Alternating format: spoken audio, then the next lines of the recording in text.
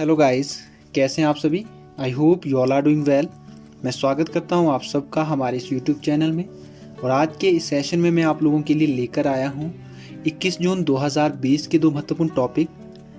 इसमें हम लोग सबसे पहले बात करेंगे सोलर एक्लिप्स ऑफ 21 जून 2020 और सेकेंड टॉपिक हमारे पास रहने वाला है इंटरनेशनल योगा डे 2020। आइए बात करते हैं solar eclipse of 21 June 2020। Guys, सबसे पहले तो हम सोलर एक्लिप्स के बारे में बात करेंगे कि ये होता क्या है, इसके साइंटिफिकली क्या कॉज होते हैं और माइथोलॉजिकली क्या बिलीफ है। तो सबसे पहले हम बात करेंगे माइथोलॉजी की कि माइथोलॉजी के अकॉर्डिंग ये एक्लिप्स किस वजह से होते हैं और क्या इसके रीज़न होते हैं। अगर हम हिंदू माइथोलॉजी की बात करें तो आपने देखा होगा या सुना होगा, हिंदू माइथोलॉजी में समुद्र मंथन का कंसेप्ट आता है, जो कि पूरा का पूरा मंथन किया गया था अमृत प्राप्ति के लिए। और जब इस समुद्र मंथन से अमृत प्राप्ति होती है तो अमृत राहु और केतु नाम के दो राक्षसों के द्वारा भी पिया जाता है। जितने में ये अमृत राहु और केतु के गले से नीचे जाता, भगवान विष्णु ने इनके सिर काट दिए। ठीक है, अब इससे क्या हुआ कि इनके सिर तो माना जाता है हमेशा के लिए जिंदा हो गए, अमर हो गए।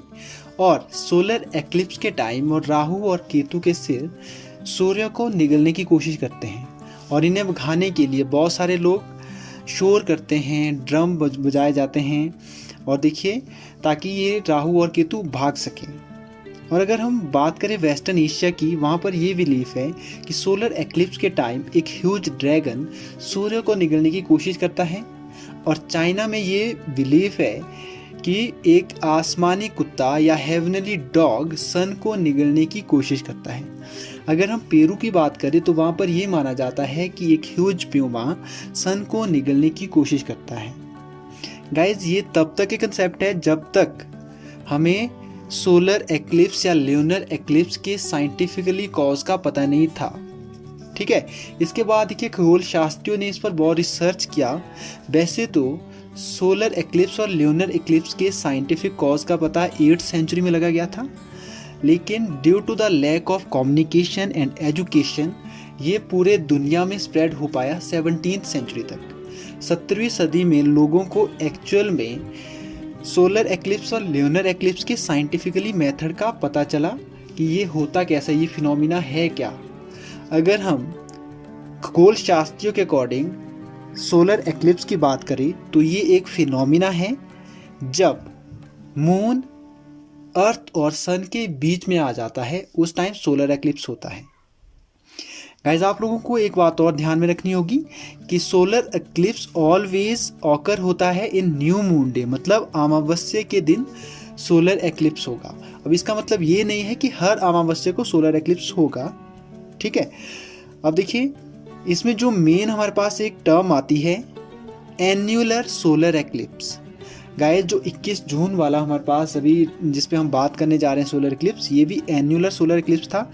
एन्युलर सोलर एक्लिप्स क्या होता है, जिसमें सन को देखिए पूरी तरह से ढक दिया जाता है मून के द्वारा। और इसमें देखिए एक हमारे पास रिंग ऑफ फायर दिखती है। सन के देखिए जो ऑटर शेप है वो रिंग ऑफ फायर की तरह दिखती है। इसे हम बोलते हैं एन्युलर सोलर एक्लिप्स। गाइस, इसमें हमारे को दो चीज़ और दिखाई देती है, यह आपको पता होना चाहिए। एक तो उम्रा देखिए गाइस, जो ये डार्क स्पॉट दिखता है सन का, उसको बोला जाता है उम्रा। मतलब जो सन का पार्ट कवर है बाय मून, इसको उम्रा बोला जाता है।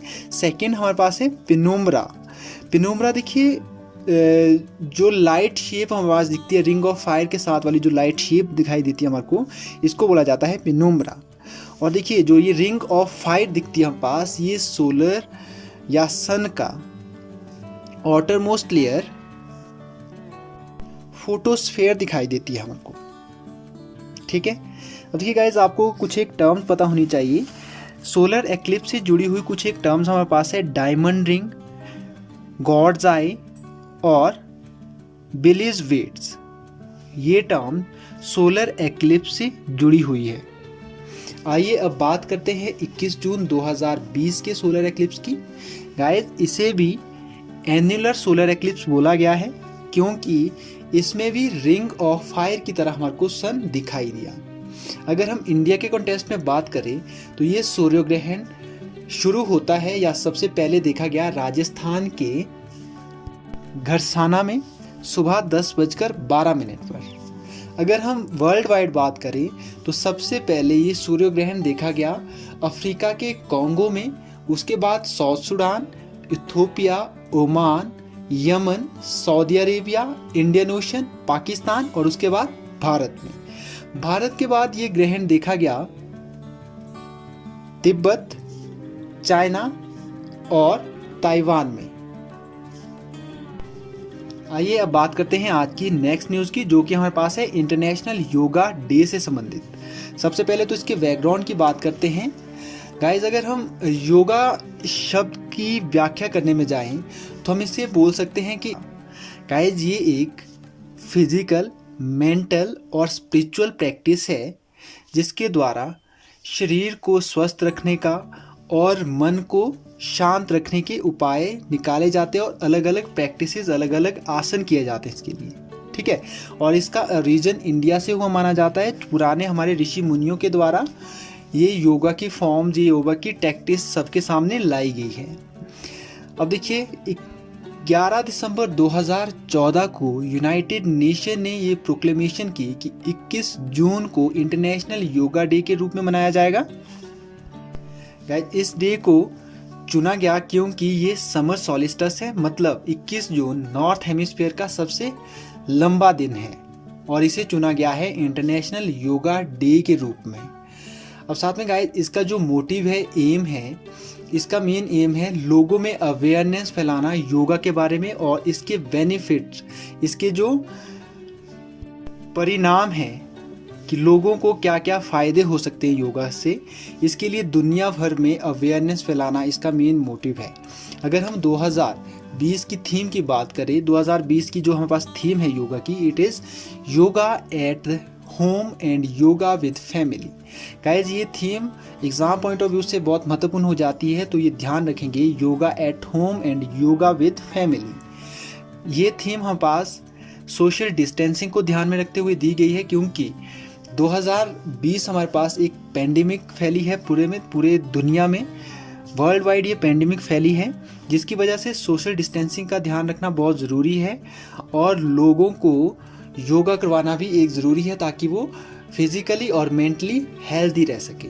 इसके साथ ही वर्ल्ड हेल्थ ऑर्गेनाइजेशन ने योगा को प्रमोट करने के लिए एक इनिशिएट लिया है जिसमें 2018 से 2030 तक लोगों को मोर एक्टिव और हेल्थी बनाने के लिए योगा को एक माध्यम माना गया है, एक मीडियम माना गया है।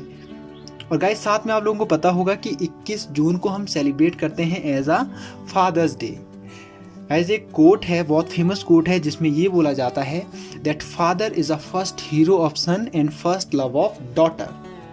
गाइस इसलिए हम 21 जून को सेलिब्रेट करते हैं एज अ फादर्स डे के रूप में। तो आज के इस सेशन में इतना ही। Thank you.